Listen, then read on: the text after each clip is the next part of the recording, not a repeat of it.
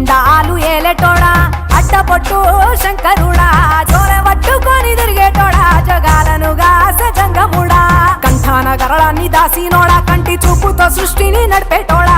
ఆది అంతా